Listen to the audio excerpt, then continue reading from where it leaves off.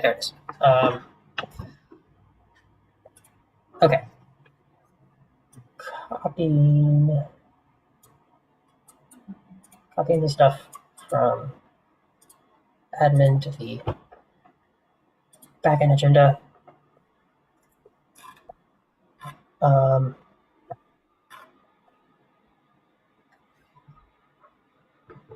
It doesn't look like there are a few things that we hadn't checked off.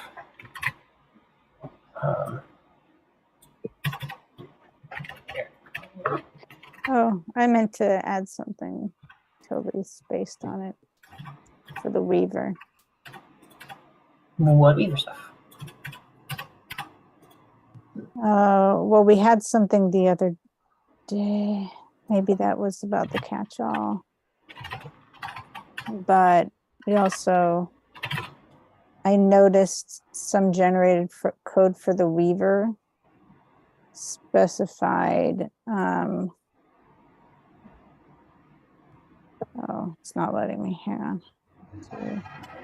on. Weaver had code like users address. Oh, users one.address. Should we create an I loop for that stuff instead?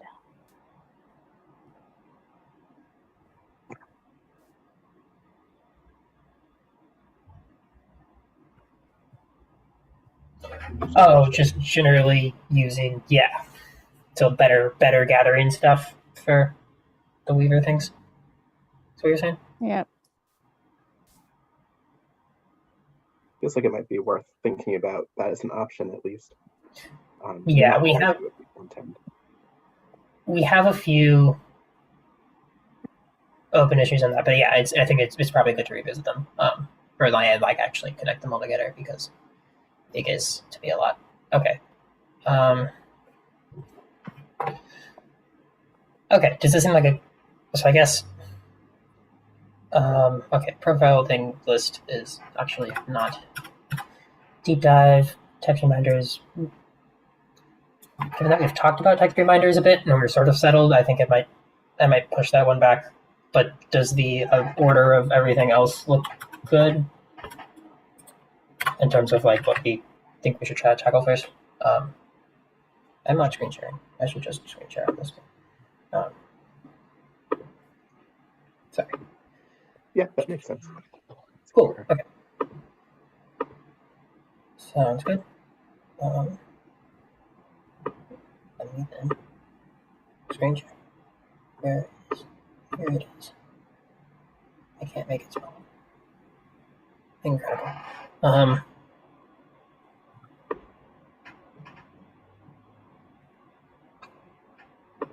Got it, Google.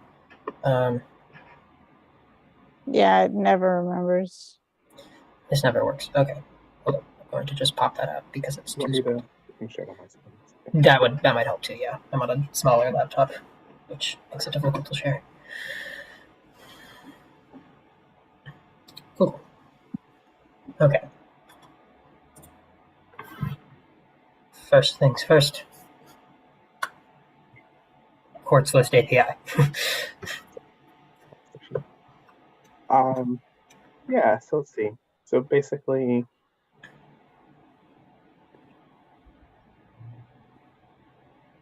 there's two places where this code lives.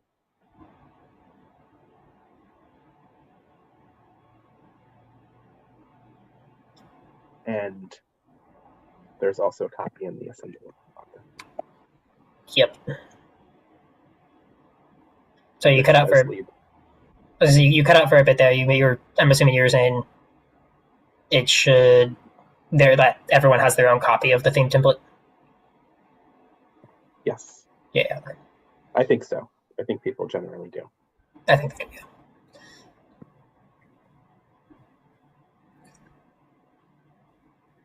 The what template? It used to be called generic jurisdiction. what that would say. Oh, AL theme Kind of template. confusing to Sure. people to just know what it was. Mhm. I'm not sure if theme template is a lot way better because there's some things that we're doing. I also know since then we've changed it to be a actual template that like GitHub I think encourages you to just copy instead of like fork. Where forking keeps the exact same name and everything. Template will let you change certain parts of it, I think, which helps a little bit. I don't really know, but yeah, there's and then there's the assembly line one. Which is anyone using the assembly line one? I don't think so. Okay, I think it makes sense for just it that if we wanted to start improving it, that would be the place to do it, right? Yeah, probably. And we just did kind of like inventory, I guess. Like, how are people using it? What are the rules for their jurisdiction? Mm-hmm. Yeah, I do think we have a lot of good use cases from Matt so far, and from Amanda S now, because they've been. Amanda S seems like fairly complicated, and I can't imagine how much more complicated it would get for then like, oh, we need to combine two different columns, search and like filter on those two, and then display them or whatever.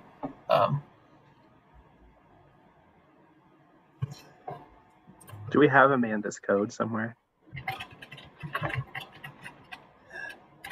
That's a good question. I don't know if we do. Is she developing on our server? I could probably get it from there. So I also don't remember if she does.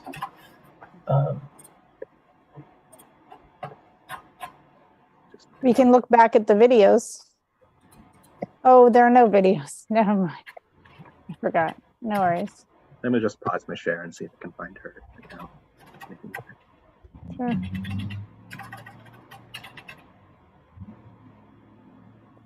So she's in Indiana, right? Okay. No, Minnesota. Oh, she is? Okay. Yeah. She is on our server, on Dev. Or at least she has an account on Dev. I don't know if I'm assuming she would be doing most of her development there, because I don't think she's set up. I don't think they would have got to the point where they've set up their own server. So we could look at that code. You just see, I see something called exp1202.yaml. This looks like it's probably the one that we were working on earlier. Okay, Cool. so that's something we can actually run an experiment. Mm-hmm. And I think the at least the more, because I guess we kind of got it to a point. I don't think it was super great to a point where like it was actually what we want to, or like her use case. Like I still feel like it comes down to her use cases. If someone selects a county, if that county only has one court, select the court. If it doesn't, filter by just the county and let people select just the court from that county. Am I remembering that correctly? Michelle, I was gonna say you were here the most. So I think another option is to just list both the court and the county, or whatever, the two pieces of information, just list them all in the drop down. Well, before we think about, well, I guess maybe it's helpful, sorry, to have the specific idea in there too, but I don't we don't remember necessarily have which to solve pieces. The only unique piece of information is the court code. Otherwise, it's the combined information. That is correct. That part of it is true.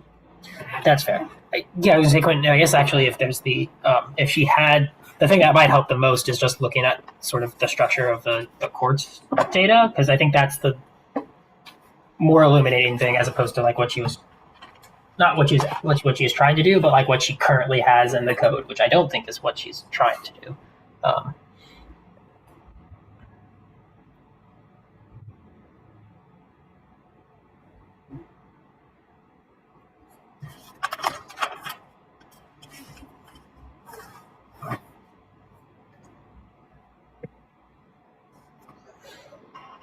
Okay, so it's not a very long list.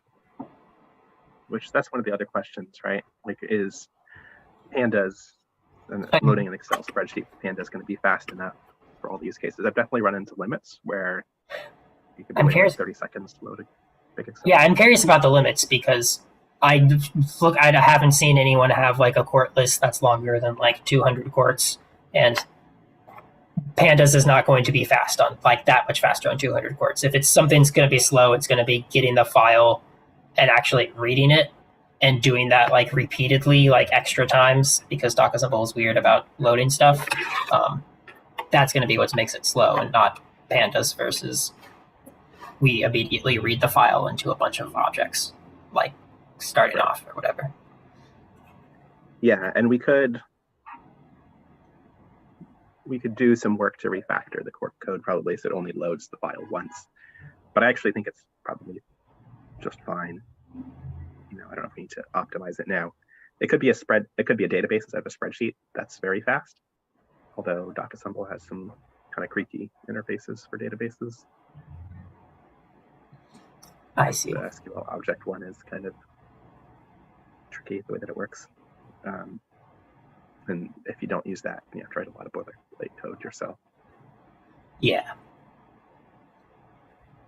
That's fair. I don't quite know. All right, so basically,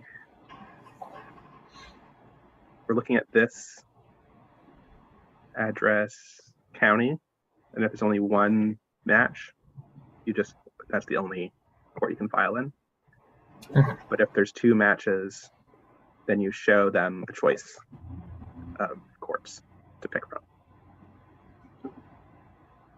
And you'd want to include, it looks like it's the district, or maybe the division. Or department. I'm actually not sure. I'm not sure if these are being used the same way just because we had these columns in our sample file, or if those are actually terms that map onto keywords in Minnesota's hierarchy of court. That's fair.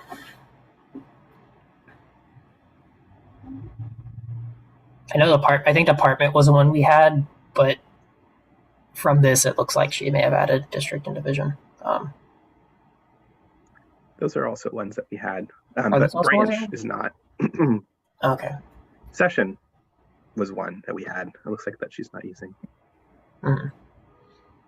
Is that all the way down? I was going to say, I feel like I didn't actually get to see. Yeah, there's look. I was going to take a look at some of the ones that do have duplicates. Because it looks like the district is also repeated in a few places. And this is being looked at as the name of the courthouse rather than the name of the court. But see, we would, in Massachusetts, we would use division. It would be family criminal housing. In Hennepin County, I think that's where the Twin Cities are. That's why it's the biggest county. Gotcha. Probably the only one that has duplicates. Maybe there's another one. That feels right, but that also feels like it's our experience in most states that like the big city in the state is the one that is the most complicated and has a bunch of corner cases that nothing else follows. Yeah, like that's how Cook does it in Illinois, like Chicago and stuff. And so I do think making sure whatever we do is simple enough for everything else, but also can be complicated or can be complex enough to handle whatever shenanigans the big city has. It looks like there's also Dakota County. So as far as I can tell, there's just two counties with duplicates. But yes, you're right. You have to be able to handle the corner cases. I'm just noticing the only place where there's specialty courts seems to be Hennepin County. It looks like Dakota has two general purpose courts that are just divided into two. Like it seems they have general jurisdiction. So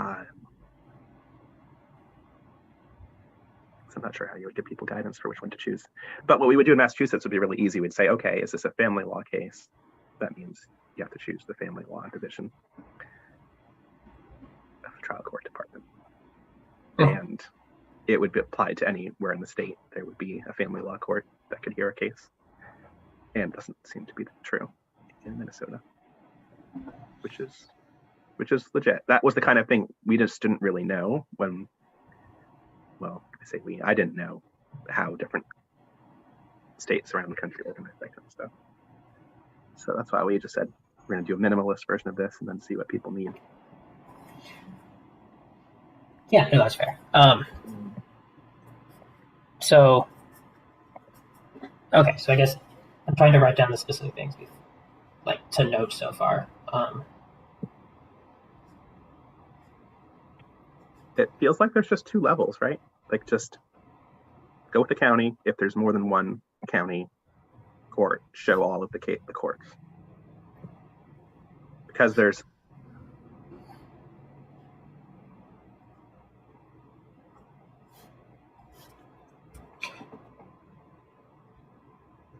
well, so yeah, I agree. I agree that most of the time people end up wanting to like choose county first. I think it's where we get to the like show all of the courts is the for like the county is where it starts getting sort of complicated, and I think we need a better API for that. Like, should we do like at least like okay? So taking this example, are you were saying that the division name is what we would normally put in the name of the courthouse? Like, do you think name should be unique for every single entry? And like that's something we should suggest people do to like just to simplify things. And then probably that might be nice. I don't know that it's required, but it looks like there's not always a division, so we can't just. Yeah. No, that's fair, and I guess that's what I'm trying to nail down is like what we would do. Like, does it make sense to have a set to like have something that will get you like for per courthouse get you just or per court get you name of the court, which most people I think end up doing courthouse. Like I think Matt has also done courthouse for Illinois, and maybe that was just what Amanda was following when she did this, but it could also just be what she prefers. And then for the division, and then have like a different one that's like get full name of like or like full title of like the court session is what we'd probably call it. I don't know if that's like if they'd use the other people use the same term, but essentially like a full name as opposed to just name of the courthouse. That would get you the name of the courthouse plus the division name or like whatever other information you would want. Sort of like I think Michelle, that was what you were sort of suggesting we do for the I think that was what you're suggesting we do, right? Of just showing all of the information about that court or about that row. No? Yes. Oh, yes. Sorry. Okay. Yes. How do we let people say what fields are important? Because they can customize all of those columns right now. Yeah. A good question. That feels like it could be something in the objects block, just like on initialization. You give us two things. You give us the name of the court, or name of like the courthouse column, which would be like can default to court name or whatever it is already, and then another like list of columns that is like the full name for all of the information of a specific court. You just have to have some way to say what those columns were, but I guess I could do it in a template, maybe. Customize a template. Why are we templating this? Why is it not just part of an objects block, like a parameter to the objects block loader? Say what the data fields are for that court. Those columns. When you initialize it. Okay. Like I don't know. Well, but I mean, a template might work. I wasn't sure like why it needs to be a separate template thing. It would be flexible for people if they wanted to say like, if division wasn't written out here, for example, but it was in the division column, they might want to say civil division.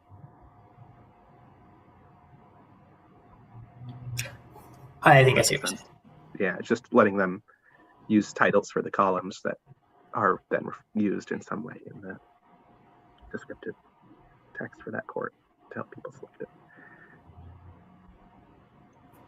Michelle, I think were you trying to say something earlier? I thought, I think I misunderstood. I thought you were trying to say, how do we let developers know which columns are required as opposed to just optional? But I think that is incorrect, right? That was not the question. Yes, yeah, I don't think that Okay. either to be required. That's fine then. Stuff might degenerate, not stuff. UX might degenerate if like the people don't have anything in the full division column or like full name, whatever they're passing to. Like this is the full name of the court, all of these columns together, and then it turns out you need to have the full name of that court for some reason. Like it would just, there might be duplicates in there, but I don't think that's. I don't know if we would want to consider something like as required like that or something.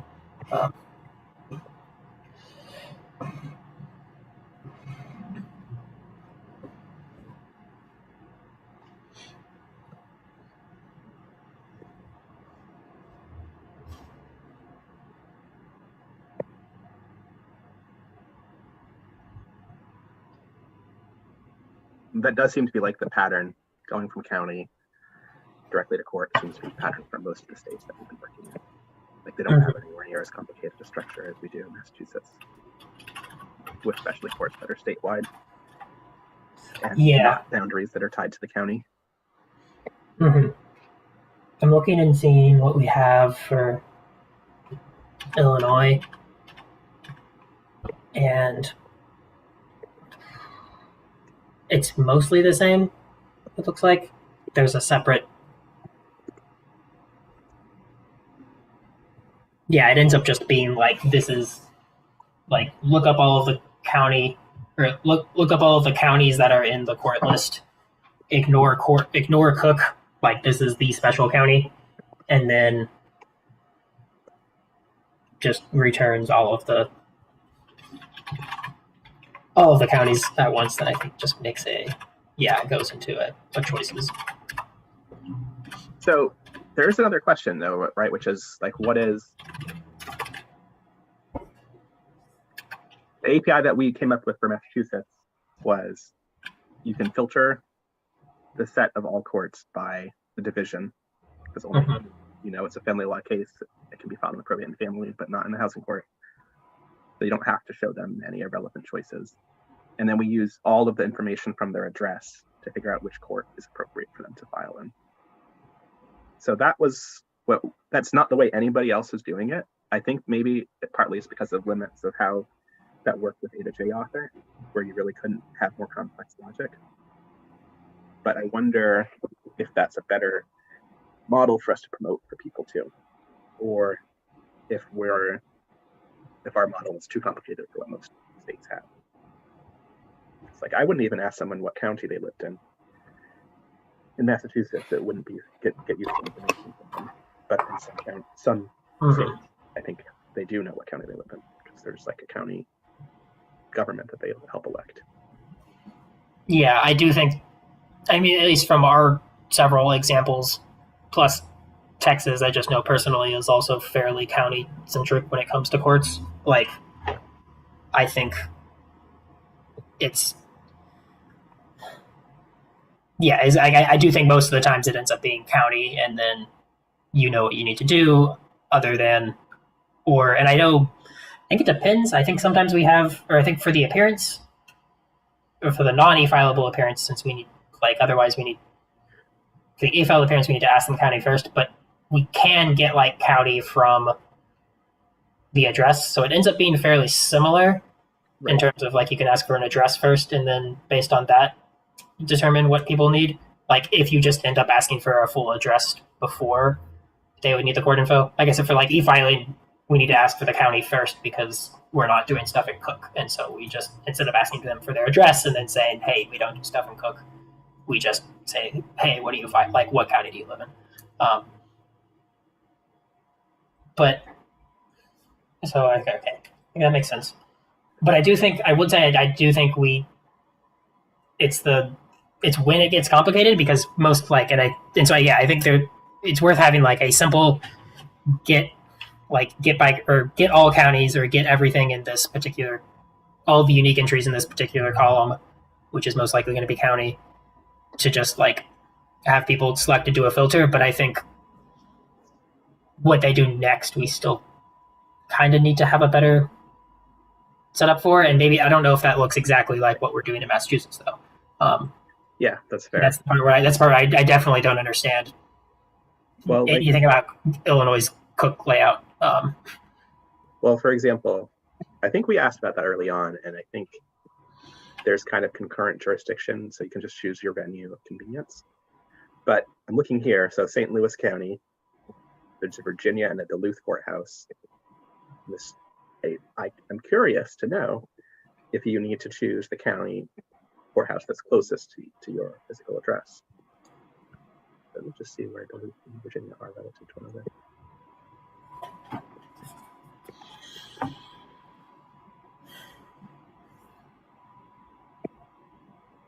It's not a very big city. Duluth is one of the bigger cities in Minnesota. Let's see.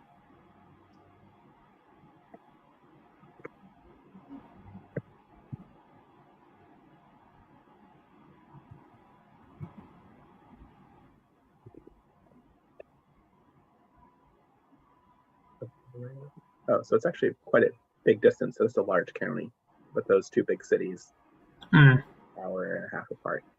Look at this. But what do you do if you're here? Can you choose either county? Yeah. Or do you have to go with one? Like, so in Massachusetts, we would write a rule that disambiguates it and says, okay, you're trying to look for the general purpose courthouse for this county. This is your address. There should only be one correct answer. I think making the user choose that is not so great. Yeah, I agree. I was going to say, I think in the more general case, we should just lean towards keeping things flexible, even if it ends up, you have to ask a pro se person what exactly they need to, or which court they're going to, which they might not know. Does it make sense? I don't know if it makes sense to try to build in you had mentioned recommendations or in terms of essentially help of where trying to say, oh, you would go to this court if X and you would go to this court if Y, and maybe not encoding that logically, because I'm not super sure if there would be exact logic to necessitate, oh, you should go to this court, but somehow baking into whatever people are doing with these spreadsheets, baking in some sort of you will go to this court if if you're trying to file an XYZ or something like that, and being able to show that to people when they're selecting these choices. Or maybe just give them the one option too, right? If there is only one option. So it looks like here, Dakota County, it's the same. There's a Northern and Western Service Center. And only Hennepin County has a specialty courts. Mm-hmm. Oh, I missed this one. So St. Louis County has 3 courts: the Hibbing, Duluth, and Virginia. Yeah, I don't think these are sorted either. I think if we sort them by county, they might pop up. I think she probably added all the counties first and then went back and added some specialties. Which I don't know why I just thought about that.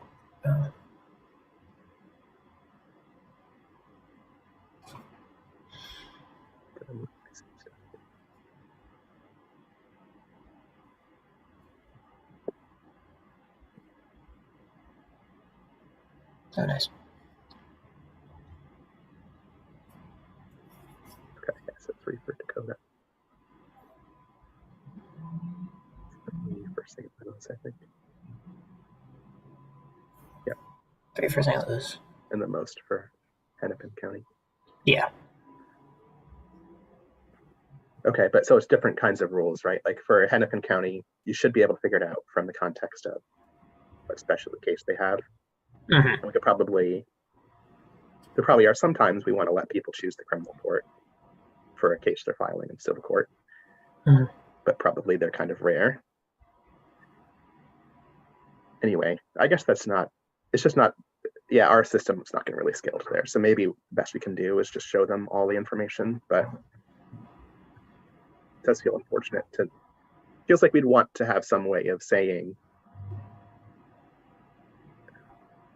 either location, which is true for 2 of the counties that are duplicates, or category.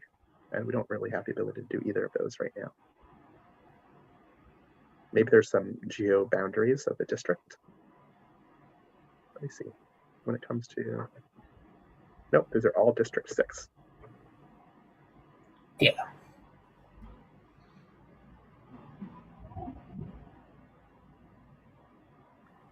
By the way, session is something else. Session is like just a place the court holds a hearing. So like they might have homeless court, for example, or drug court that they hold in a place other than the courthouse where they normally sit. I see. Okay. And that might be helpful. It doesn't look like any of that information is here for Minnesota. But. Okay. Maybe just keyword search. I don't know, but like the location one still seems troubling to me. Like we don't really have any way to do what's the closest location. Mm-hmm. Maybe that. Maybe geocoding the court and saying sorting them by distance from the person's address. I think that's not a bad start, honestly. If we can do that sort of sort.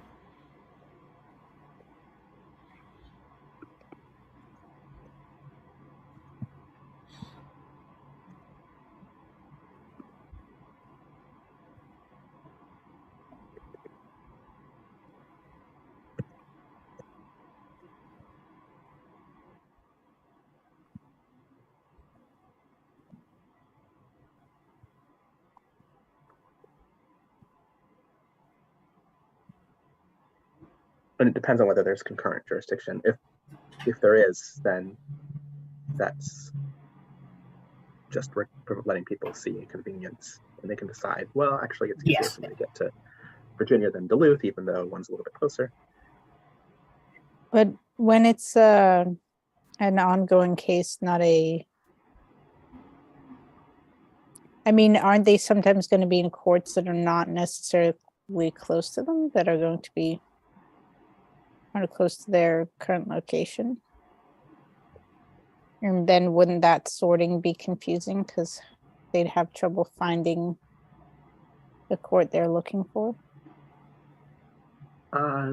Well, we're never going to see more than 3 choices, it looks like, unless we are sorting Hennepin County.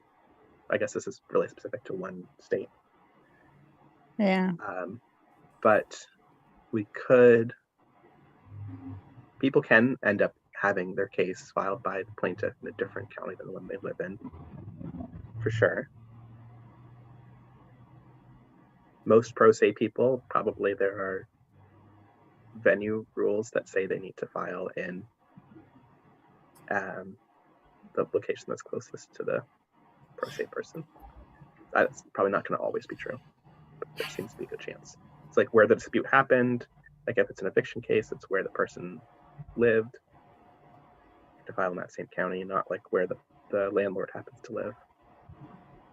Is this only for housing court stuff? No, I'm just giving examples. I'm just saying, like in general, people will end up being in courts that are close to where they live, because that's especially pro se people. Well, yeah, I mean, criminal records can need to go to courts where their original crime was arraigned. So, right. And cases that come from where they were living at the time versus where they're living now, right? That's true. Yeah, and there's other exceptions like that. I mean, I guess you're right. Expungement is the big area where criminal overlaps with civil. And actually, I guess that's the form that Amanda was working on. Expungement. She was.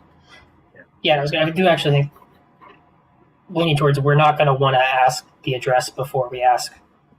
If in more e-filing situations, we're not going to want to ask a full address before we ask just like, oh, hey, what court is your case in? Like, we want to get the full information for them and have them start answering more like substantive questions before we start asking for like PII and stuff like that.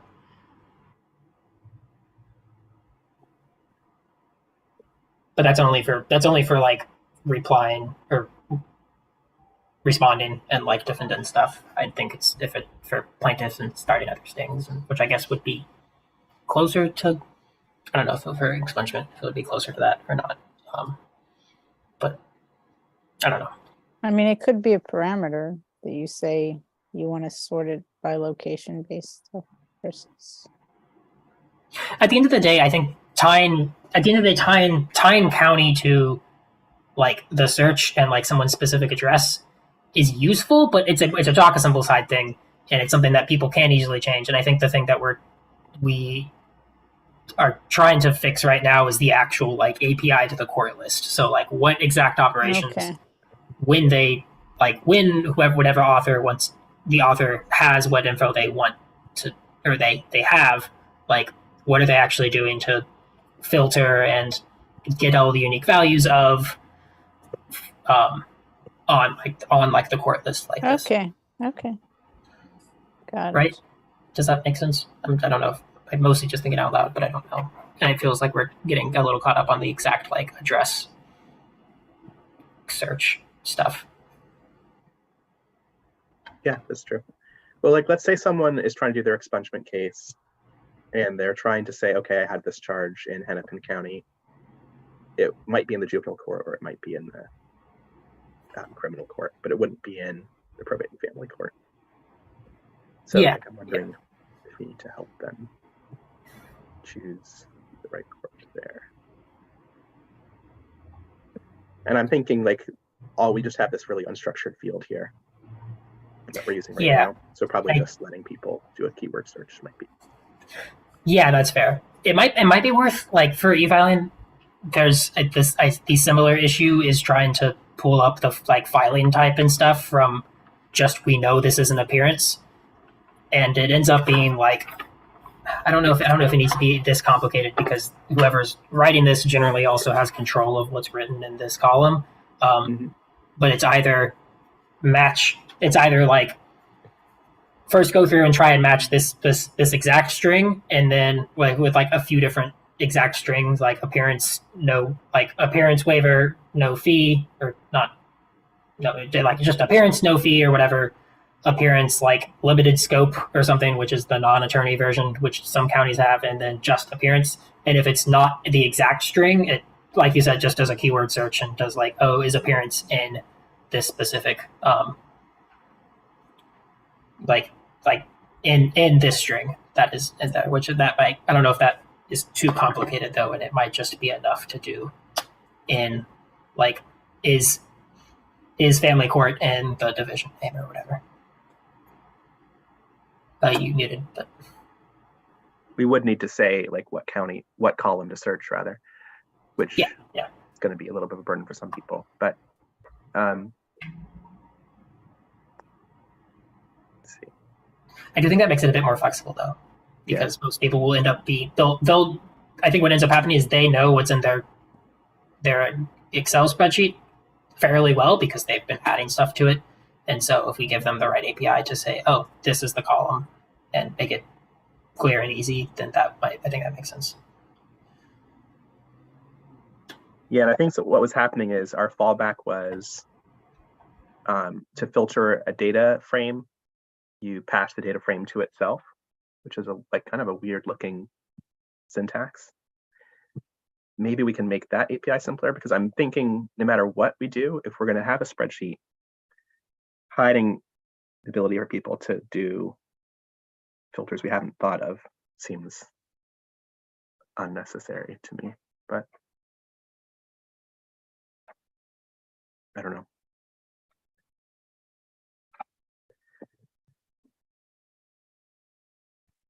Well, I think this is a lot of good information now anyway. Like, I think I'm going to just try, I would say we should try this in Amanda's form and then just figure out where we would want to to call a single method rather than a complicated nested data frame thing, and then write that proper thing. So it seems like it would work basically for Illinois and for Minnesota. Thumbs up for that. I could also try to iterate on something for Illinois. Unless we just want to start with one, and then whatever you get for Minnesota, I can try and take that and tweak it a little bit. Or whoever starts. I don't know. Sorry, I don't know if I don't know if I misunderstood. You said you were just starting, or if it's just we can start it at some point. No, we could start it. Yeah, I probably am not going to be that productive today still. That's fine. Yeah. Okay. Okay. Do you want me to assign you to this issue? Yeah, like because I'll be looking at the Illinois form for a bit, and I will probably have just some time to play around with a new fork or whatever. Okay.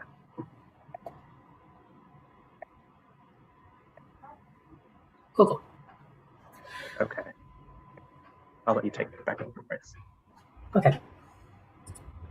That is good. I will. That was a new issue in the assembly line, right? Okay, let me add that just so it's linked back to the. It's always good to be okay. Okay, for catch-alls. If I'm remembering the last status of the conversation, I think it's actually no, it was in Coding Hub. If I remember the last status of the conversation, it was the fact that catch-alls work, and they will, like, if you use the value of a catch-all, it will stop and ask that question.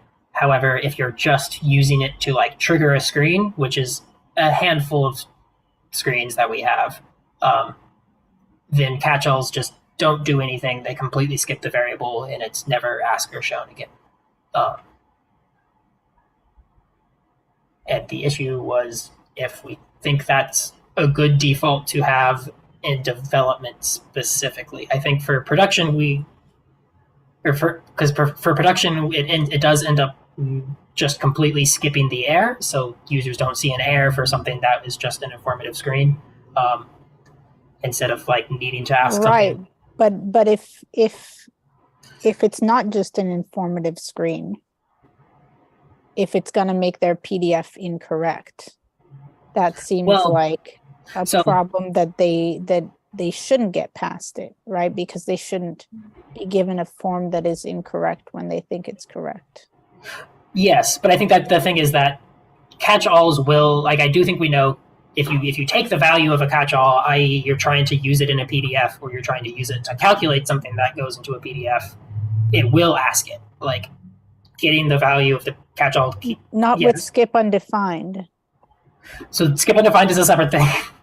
But I agree. Skip undefined is a separate issue. But if you have them combined, then it's just skip undefined by itself. Skip undefined by itself has these issues without catch-all. Like, we could turn back off catch-all, and skip undefined will still have these same issues that will just leave certain fields blank because it will leave certain fields blank, but you will be there will be things that are skipped less, because there are things that would be skipped with catch-all that would not be skipped with just skip undefined. Now you've got two layers of things that will be skipped. But do you have I mean, it's not necessarily going to be a large differential between the two, but you're right. It's a superset, I guess. What examples are we thinking of that will also be skipped with both of them combined? Would it be something like triggering a code block with just a value that you ever then... Or triggering a screen. I don't remember which screen we ran into, but we tried to trigger a screen. It was some kind of I loop that it was asking for properties of children, like who was their guardian. And so it didn't ask who the person's guardian was, even though it was in the I loop and required to get to complete the end of the I loop, so that question wasn't asked. And then the skip undefined also didn't cause it to be then requested, right? It failed in both ways. I mean, I get, so when you're presented with a student who's trying to solve a problem, like that seems like the most important thing. But it did work, right? Like the developer had an error in their code. They had to work to try to figure it out. But incorrect. But no. But it was invisible. If I hadn't been there, he would not have caught that it was going on. That was a very hard to catch. Like I told him, now what you'll need to do is go over the PDF very carefully to make sure you are actually getting all the information you expect to be getting. Like you need to know. There's two things that we could add to troubleshooting steps, which one is try turning off skip undefined and run your interview through once, make sure it works that way. Turn it back off for production.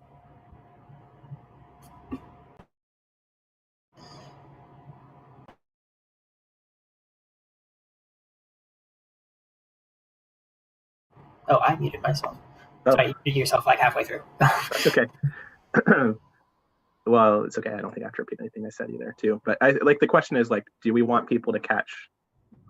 Where do we want the burden to be? Is it going to be on developers to make sure their interviews are correct, or is it going to be on users to then catch and report problems? And my guess is they would just give up using that tool. They would never come back to the website if they run into an error. That feels like a very, at least to me, that feels like a really obvious. The burden should be on developers to have things, to fix things. Right, but errors are part of what developers use to develop. Like if we prevent errors, I think it might be useful for a student trying to complete a class, but I don't think it is useful to remove errors from developers.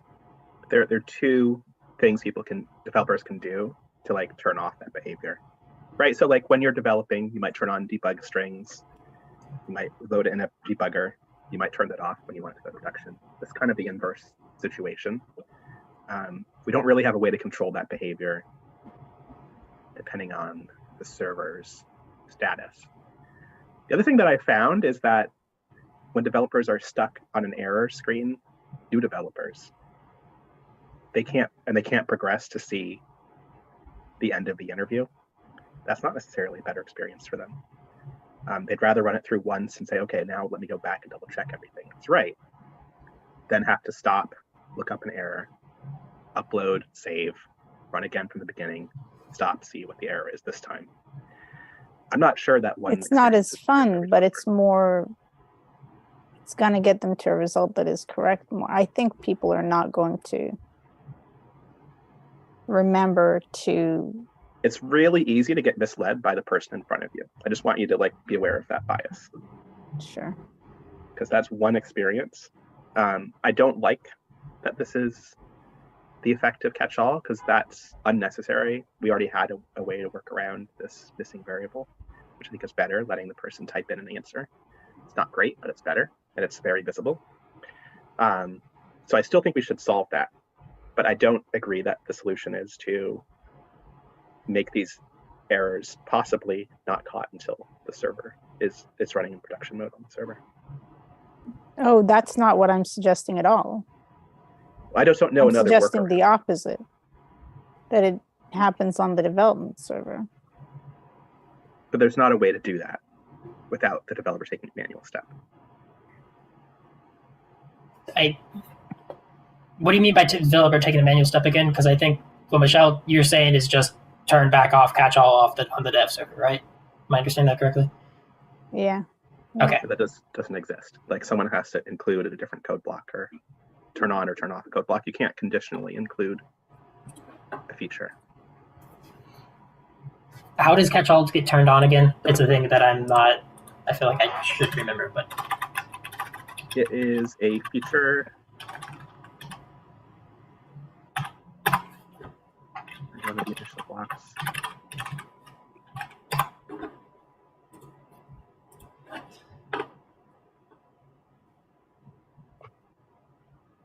Sounds better for me if it's on both than if it's on neither.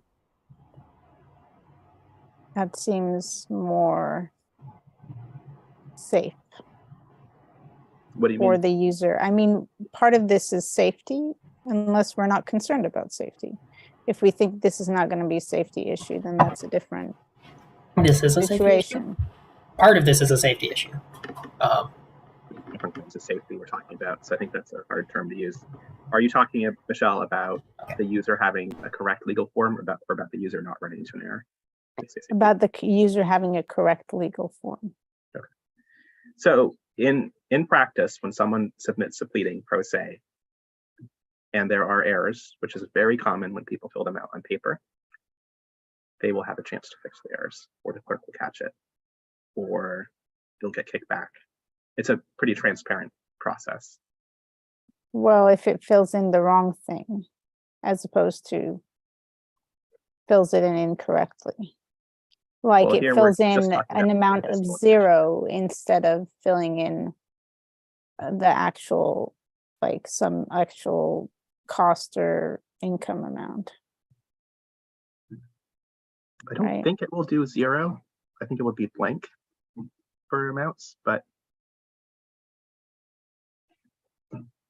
again, filing something by deadline, usually you have a chance to amend. It's usually better to file something than to not file anything. But will they catch it later? I don't know, Or will but they it might be just filled not out? ever file anything. That's definitely a problem for that person. I mean, those both sound like problems to me. They are, but I guess, yeah, it's just you can't solve both problems at the same time with the same feature.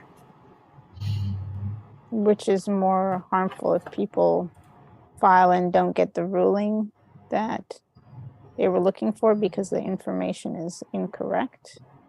Not in a way that blocks it, but is an incorrect piece of information, or is it worse for them to not file? Which I don't have a Well, you're assuming window like two into steps that. there, which is that they'll file it and that it will be incorrect. So obviously there is a risk of that. There's always a risk that someone fills in things incorrectly. That's part of what we do with UX, right? To make sure people understand how to answer the questions on the screen. This is a question they won't have a chance to answer right in some cases, but I don't know if it's a difference in kind from that other kind of UX issues that could cause incorrect forms to be filled in. So now you have new information. You know, if someone runs into this problem, one of their troubleshooting steps should be to turn off these two features if they're a developer and to run it through. And it might be like a checklist item that we say for every form before it gets deployed into production. Make sure your form works when skip undefined and catch-all are turned off. At least try running But it through I a few mean, times. skip undefined, turning off skip undefined is going to cause a bunch of problems because they're not going to have a if defined blah blah blah. So that's going to cause issues anyway. They should be putting logic in their attachment block and in their template to not rely on skip undefined for the logic of the interview. Oh, really? Yes, I didn't realize that. I guess that people aren't forced to do that, but it's something that I try to do.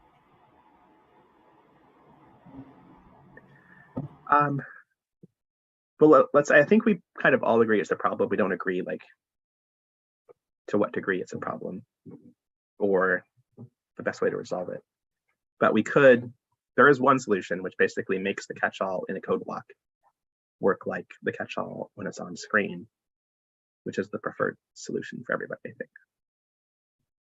Does that seem fair? I'm not understanding the. Yeah, I don't know what that solution is. It may not be possible. It's going to require digging into DocAssembly's code. Oh, you mean trying to actually make catch-all trigger the question when it's first created? Maybe. Yeah, I don't know if that would work or not. Now I gotta change approach. That's fair. So to display a screen when the catch-all is created. Yeah, Display any screen that might be possible to define it with. Say that again. I don't completely understand when it would be triggered, but well, so there's right now there's if docassemble runs into a variable that it's defined but not used, so like in your interview order block you have some continue button field spelled wrong, it will create a catch-all, but it won't actually show the catch-all screen to the user until it tries to use the value of that variable instead of just defining it. And when you try to use the value, and this is the part I'm not sure internally what it looks like, but when you do try to use the value, it will trigger like, oh, a forced name error. Oh, I'm going to go and use this catch-all screen that you've defined in your interview. I'm going to have to hold on.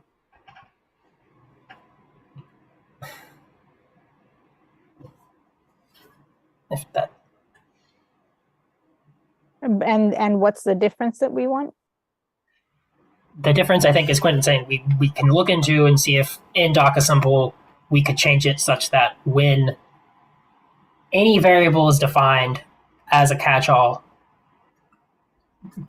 trigger its screen right then. Like, don't wait until you actually use the value of it. Just get the value of it when the catch-all object block is created, or when the catch-all object is created. Got it. Okay. And that's stuff I haven't looked into docassemble and how that's actually working the catch-all. And I think that's what Quentin's trying to find right now. I thought it was created when an attempt was made to display it. That's when I thought it was created. It is. Well, the value is, it's an object, and then there's like object.value or something, and when it tries to use that value. When it tries to use the value is when it asks the screen. The catch-all object is created before that, I think. Mm-hmm. The catch-all object is definitely created before that, but it's triggering value that creates an exception that then you can catch it and then create a question that defines it. So it needs this context to be available, and it can't really do that until you try to use it as a string, as an integer, as a bool. It needs to know what you're trying to do with it before it can really.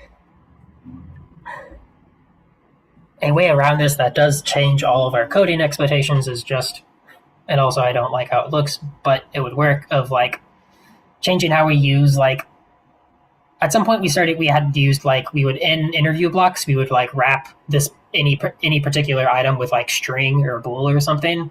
Yep. If we did that does exactly what we want. It will always force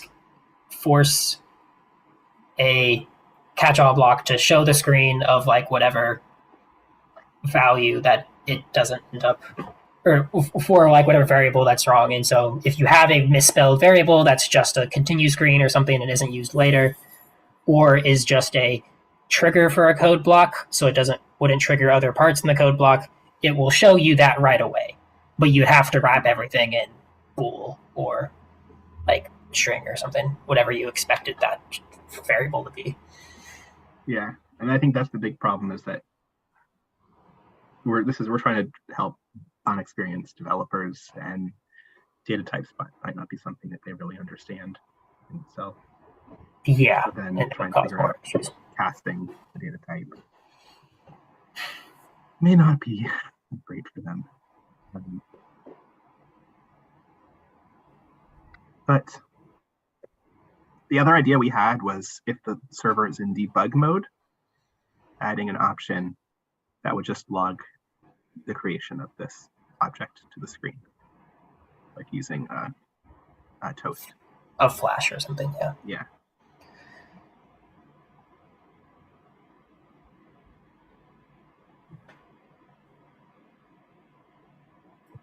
I guess we could try. No, I wouldn't really do anything. We could try. I was going to say we could do a wrapper around it. It wouldn't really work because there's no context. Then it's just going to seem it's a string, I guess.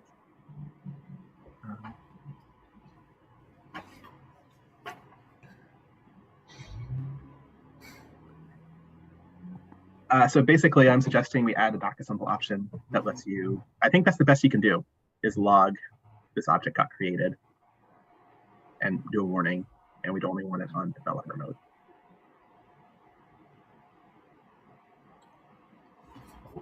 I'd be okay with that. at least better than what is currently happening with catch-all. Michelle, you're muted. I agree it would be an improvement. Or it feels like an improvement to me. Yeah. It will at least give you something when you're trying to help a student to say, oh, I know exactly what this problem is, or here's what to look for to see if it's this relatively common. I think in the same way it would help a developer when they're trying to develop. Yeah. Yeah, obviously, if that's somebody already knows what what feature is, it's helpful. But if they don't, I'm imagining a new developer just not really seeing the toast or knowing what it means. Mhm. But then it's something specific you can tell them to look out for. Yeah. It's a bit better than making them change the code to turn off that feature in terms of accessibility.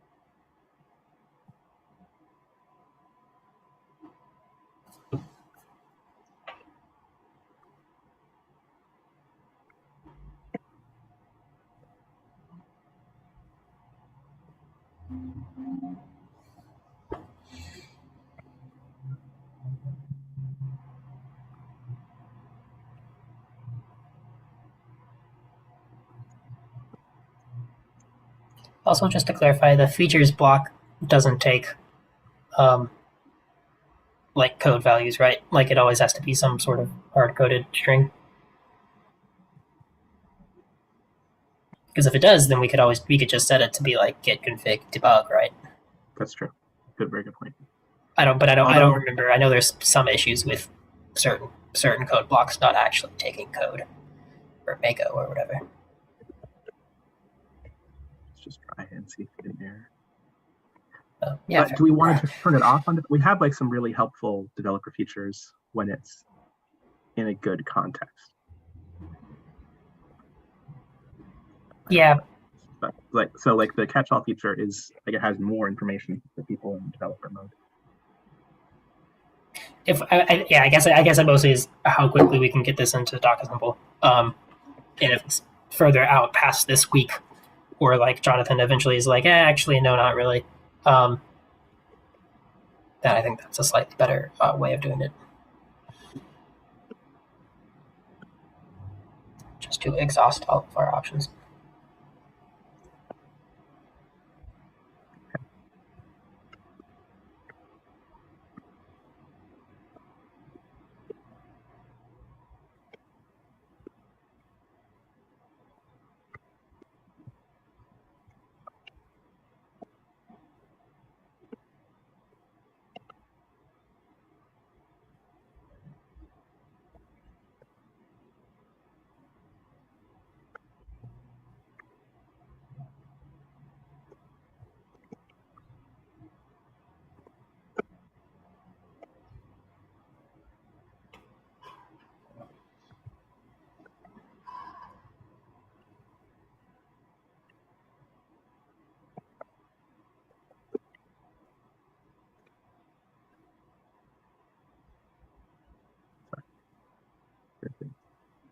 Live coding.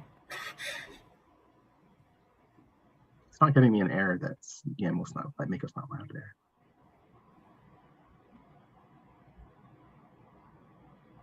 But Okay. it did not cause an error. So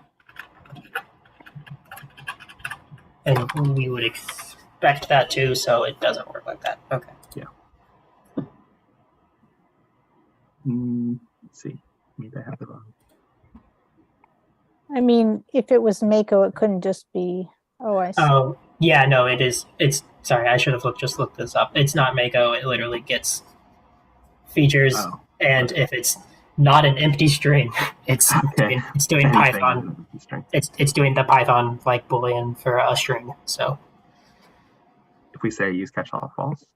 yeah, if false, I think would work. Nope. What?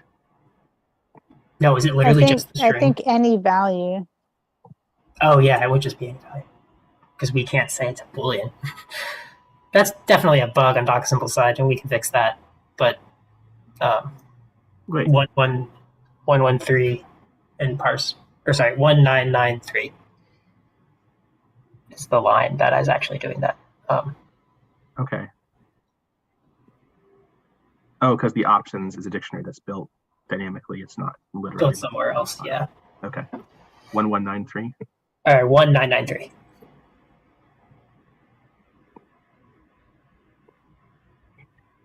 I just searched use catch-all. Yeah, it's literally getting the value or the string of it, and if it's any string and not an empty string, then it's true, which is silly. No, I don't think so. So data features.get use catch-all Mm-hmm. is going to return the value that's stored there. And then Yeah, but the false values, is the fallback value if there's nothing there. yeah, but the value will be a string that is false, right? Like it's not going to be automatically converted. It is because of how YAML works. YAML will convert that string to being a Boolean.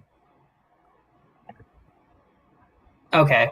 Well, we can just try deleting catch-all and see if it behaves differently, because that just tells us.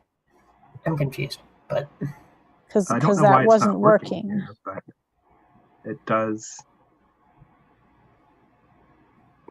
Maybe there's a problem with layering those features. yeah, I don't remember how features is can you have multiple feature blocks? You can. It says here should append equals false. So it's looking for all the features blocks in the interview. Okay. Does seem like it's appending them in order. I guess it's just running through it iteratively.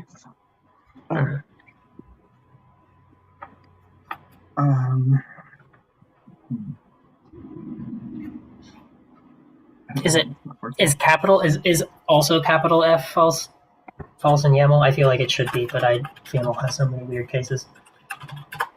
Yeah, also no. Okay, I remember no is supposed to be the weird one. Okay.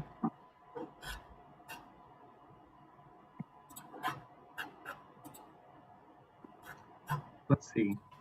Is that variable defined?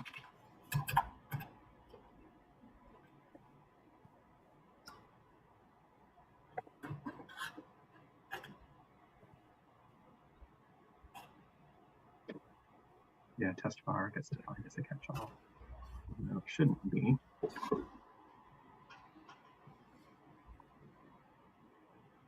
That's a bug somewhere.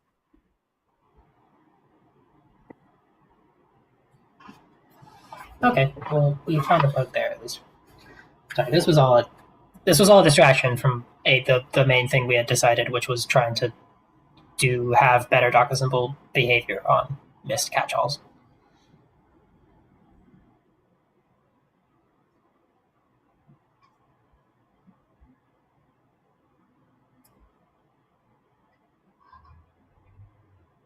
Am I the one who has no internet now?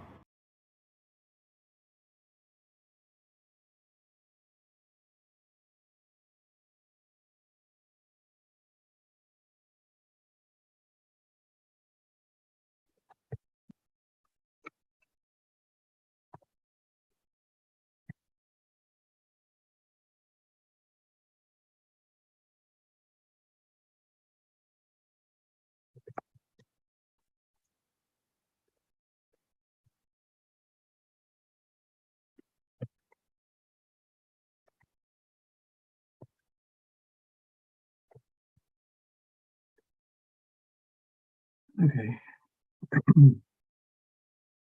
I think we're back to like that. We all should find this bug.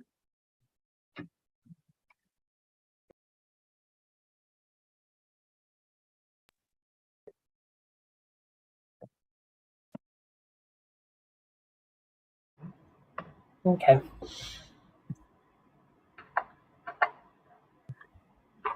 All right.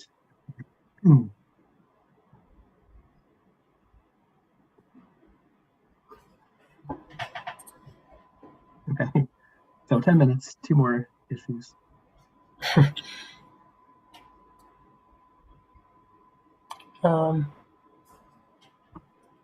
Yeah, so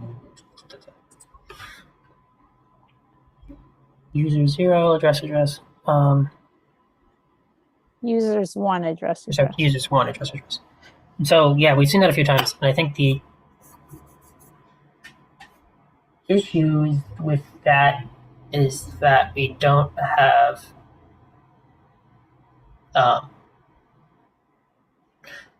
with the issue with that, yeah, is in the PDFs you can have like this is required to be here. Where you could either have a field that is there, it's always going to be users 1, address. It could be required, it could be optional. And in the Weaver, we don't have any other choices for something besides this is like you have 2 users, or we don't have any other choices besides you have exactly 1 user, more than 1 user, or 1 or more users, or like I don't think we have an option for 0. But essentially, we don't have a way to force and say there are always at least 2 users or always at least like 3 users or something. But that's not the problem. If there's 1 or more users, right? If there might not be user 2 and user 3, then this shouldn't appear there.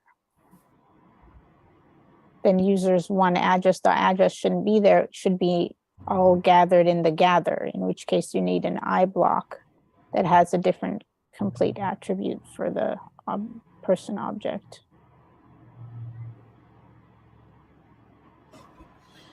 I think it's probably that's 99% of the time going to be right.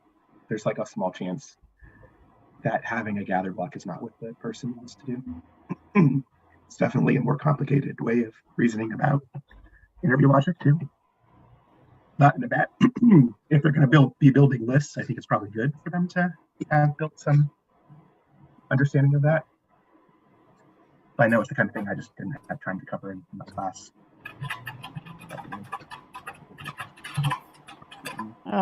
You're fading out a bit. You didn't have time to cover it in your class, was what I heard. We didn't talk about loops really in class. Okay, just the code put that in there, which caused an error. That's all. Which is what I'm saying is but it causes an error because there's not like a minimum number of people. Like I've seen that pop up on a few other students who I've helped, and it's because they do always need 2 users, and they just Weaver doesn't give them an option to do that. He didn't always need 2 users. Or he didn't always need 3 users. It was this could just be 1 user situation, but it also asked for, did he maybe put in the wrong option in the Weaver? Is that what you're saying?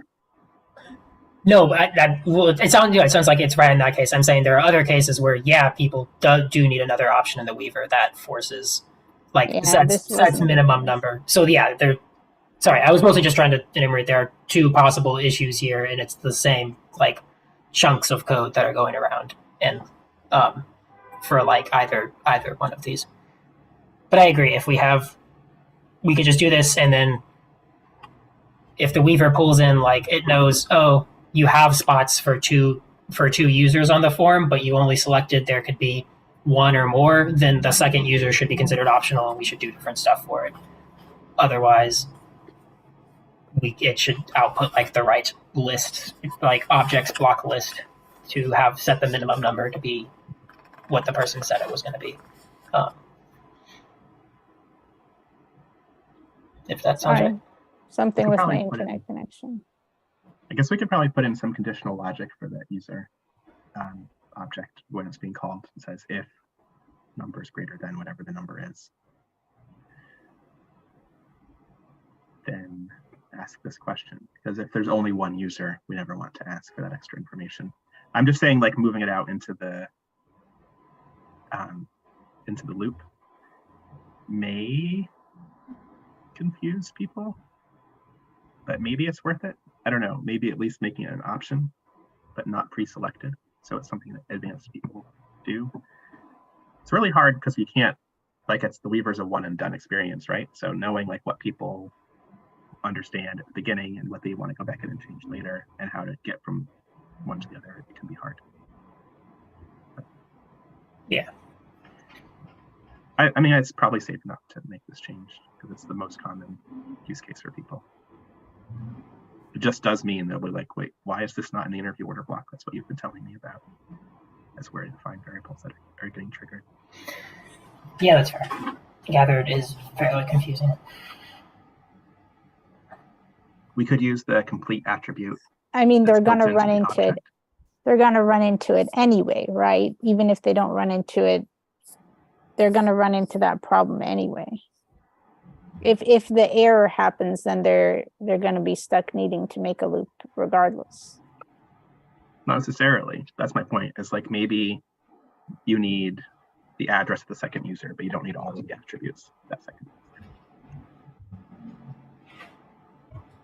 Like you might need the date of birth for the primary party. Maybe they're co-petitioners and there's all kinds of information you want to gather about the primary party, but you don't want to gather about the co-petitioner. So they're not required to report it on this form. That makes sense. Sorry, I must have missed something. Disconnected. No, that's a complicated scenario. So it's not like, okay. Like I said, yours is the 99% scenario. Okay. I mean, it does feel like we could do a better thing for the person's user experience than this. But I think keeping it in the interview order block might be better for most people. Okay. I'm not sure, but that's going to not confuse people at least. Okay.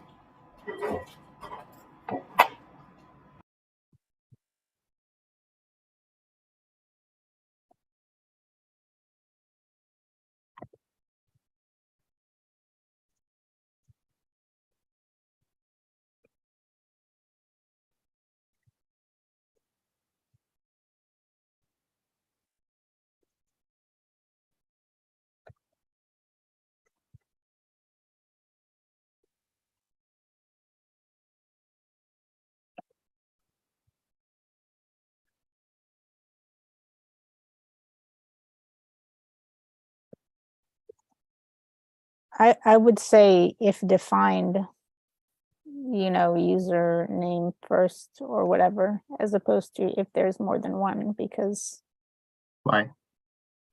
you could have only 2 users and that would ask for users 2 and user 3.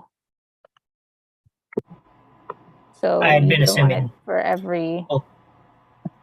I had been You don't assuming want it would just be numbers greater than 1 if it's If asking it's a for number users greater one, than and if 1, then you need all the users, right? That doesn't quite make sense. This was just an example. Sorry, you're right. Maybe it's confusing to say. I was thinking if it's users 2, then it would be users number greater than 2. Like that's something we can figure out in the weave. Right, but if it's optional to have 1 or 2, like 2 or 3 users, if it's 1, 2, or 3 users, Right.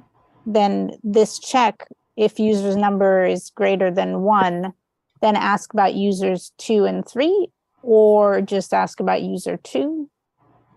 It would need to be for each attribute because what happens is those get put into the interview order block right now.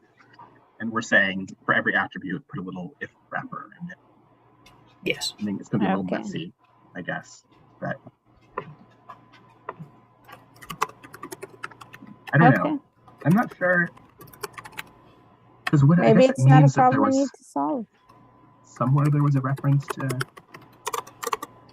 that specific spot. Maybe they just,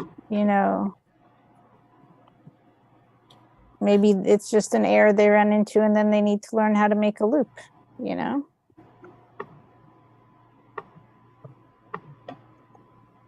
I will say I'm just realizing like that complicated scenario I was saying that like where you want co-petitioner information but not all the information. That's really going to be just for a co-petitioner situation. So it's not going to be other everyday scenarios where you have a list of other kinds of parties. Like they're more likely to always get the same information for anyone who's not yourself.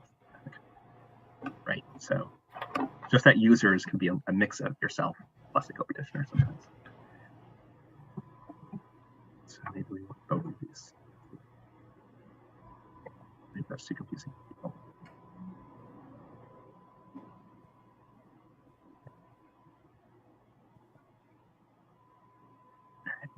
Okay, well that's what we have for that. Text reminders, I'm kind of interested in working on that, so I'm not sure when. I'm probably going to go take a nap. That's maybe tomorrow. I'll work on that feature. I think I have we Okay. did a pretty good job discussing the scope of it last week, I think. Okay. I kind of have some ideas for how to try it. The big question is making an easy API for it, right? That's flexible enough to handle common things, and you don't have to handle everything in our API.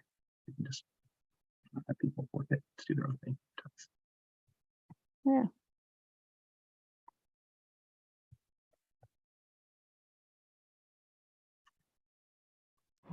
Cool.